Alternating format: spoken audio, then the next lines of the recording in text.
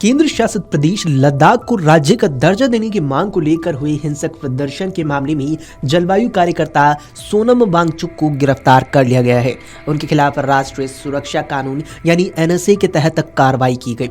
24 सितंबर को हुई हिंसा में 4 लोगों की जान चली गई थी और 90 लोग घायल हुए थे। वांगचुक पर प्रदर्शनकारियों को उकसाने का आरोप है। उनकी गिरफ्तारी के बाद लेह में एहतियातन मोबाइल इंटरनेट सेवा बंद कर दी गई।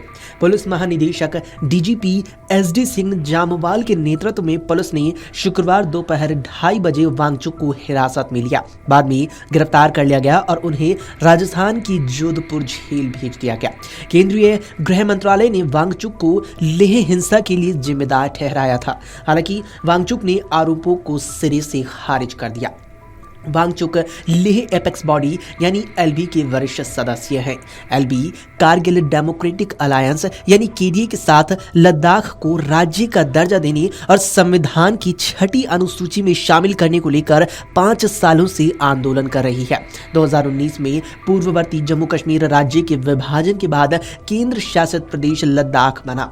इन मांगों को लेकर वांगचुक 10 सितंबर से भूख हड़ताल पर बैठे थे, पर हिंसा के बाद उन्होंने इसे वापस ले लिया था। हिंसा में बीजेपी दफ्तर में आग लगा दी गई थी और कई वाहन भी फूंक दिए गए थे।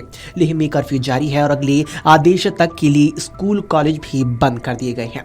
वांगचुक की पत्नी गीतांजलि अंगमो ने कहा कि उनके पति के साथ बेवजह अपराधी जैसा व्यवहार किया जा रहा है। उन्होंने सरकार पर वांगचुक की छवि खराब करने के लिए झूठी कहानियां गढ़ने का आरोप लगाया कि घर में पुलिस ने तोड़फोड़ की और वांगचुक को अनुचित रूप से राष्ट्र विरोधी के रूप में चिन्हित किया जा रहा है। ये लोकतंत्र का सबसे निकृष्ट रूप है। एलबी ने कहा कि विरोध प्रदर्शन शांतिपूर्ण था और बंद में उम्मीद से ज्यादा भीड़ जुट गई। वरिष्ठ सदस्यों की कोशिशों के बावजूद प्रदर्शनकारियों ने बीजेपी दफ्तर में तोड़फोड़ भी की। प्रदर्शनकारी बेकाबू हो गए थे। इसमें वांगचुक की कोई भूमिका नहीं थी। एलबी के कानूनी सलाहकार हाजी गुलाम मुस्तफा ने वांगचुक की गिरफ्तारी को दुर्भाग्यपूर्ण और नासमझी भरा फैसला बताया। उन्होंने कहा कि इससे स्थिति और जटिल हो सकती है। मुस्तफा ने कहा कि एक व्यक्ति की गिरफ्तारी से आंदोलन नहीं रुक सकता। वहीं एलबी ने सह अध्यक्ष चेरिंग दोरजो ने हिंसा की न्यायिक जांच की मांग की है। उन्होंने कहा है कि अगर गृह मंत्रालय हमें बातचीत के लिए नहीं बुलाता तो हम अपना आंदोलन और तेज कर देंगे।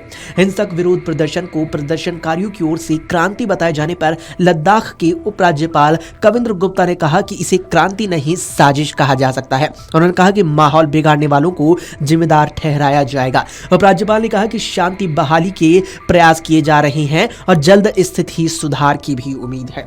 वहीं कांग्रेस ने सोनम वांगचुक की गिरफ्तारी को गैर वाजिब बताते हुए लद्दाख प्रशासन पर गंभीर आरोप लगा दिए। पार्टी का कहना है कि प्रशासन ने पूरे मामले को गलत तरीके से संभाला है और अब अपनी नाकामी छुपाने की कोशिश कर रहा है।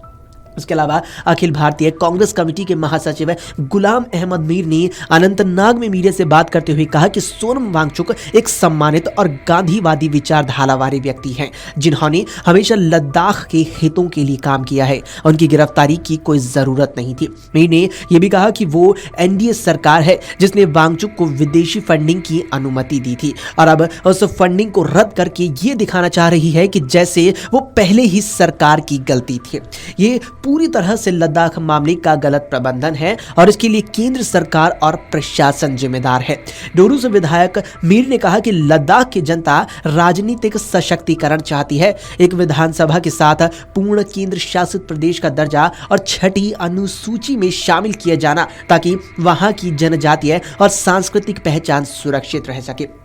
लद्दाख के लोग हमेशा शांति प्रिय रहे हैं और उन्होंने कभी हिंसा का समर्थन नहीं किया है। जब बीजेपी द्वारा कांग्रेस पर हिंसा भड़काने के आरोप के बारे में पूछा गया तो मीर ने साफ कहा कि ये केवल एक झूठा नैरेटिव है। जिस पार्षद पर आरोप लगाया जा रहा है उसने साफ इनकार किया है कि वो किसी भी हिंसा में शामिल नहीं था।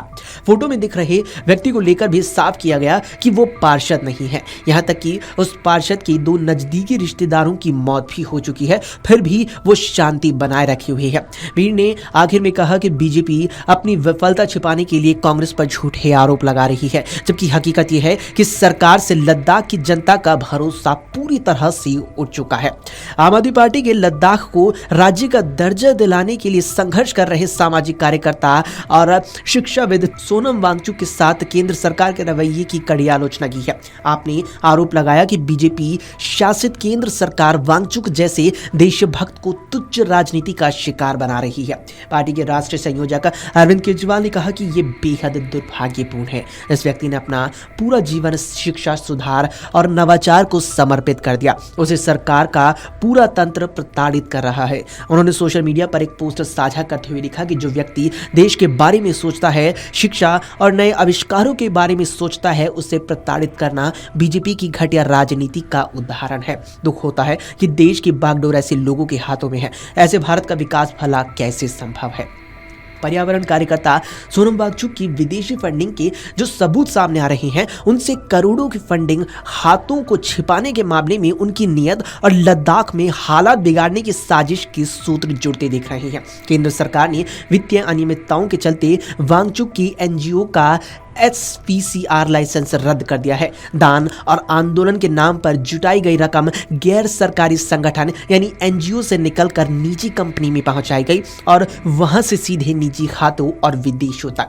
वांगचुक दावा जनहित का करते रहे हैं, पर हकीकत में पैसों का खेल सामने आया है। सीबीआई 2 महीने से FCRA उल्लंघन मामले की जांच भी कर रही है। सबसे पहली बात सोनम वांगचुक की संस्था हिमालयन इंस्टीट्यूट ऑफ अल्टरनेटिव्स की करते हैं। दस्तावेज बताते हैं कि इस संस्था को साल 2023-24 में करीब 6 करोड़ रुपए का चंदा मिला था, पर अगले साल ये रकम बढ़कर 15 करोड़ से भी ज्यादा हो गई। मतलब एक साल में दान 2 गुना। यही नहीं, संस्था के पास 7 बैंक खाते पाए गए, लेकिन इनमें से 4 की जानकारी सार्वजनिक नहीं की गई। इसके अलावा HIAL ने बिना FCRA पंजीकरण कराए ही 1.5 करोड़ रुपए से ज्यादा विदेशी चंदा लिया, जो कानून का सीधा उल्लंघन है। आरोप है कि इसी एनजीओ से 6.5 यानी 6.5 करोड़ रुपए सीधा शेशियोन इंश्योरेंस प्राइवेट लिमिटेड नामक निजी कंपनी के खाते में भेजे गए। शेशियोन इनोवेशन में सोनम वांगचुक और गीतांजलि जीबी डायरेक्टर हैं। 2023-24 में करीब 9.85 करोड़ रुपए हो गया, पर मुनाफा घटकर सिर्फ 1.14% ही रहा।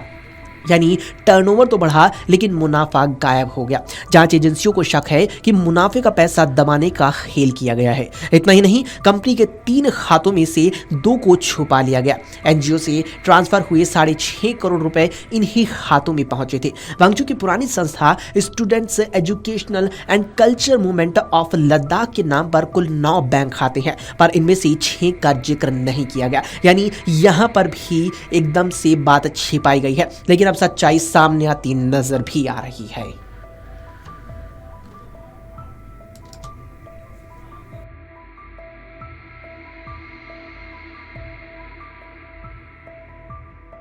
अगर आप ये वीडियो YouTube पर देख रहे हैं तो हमारे चैनल को सब्सक्राइब कर बेल आइकन दबाएं और Facebook पर देख रहे हैं तो हमारे पेज को लाइक करें।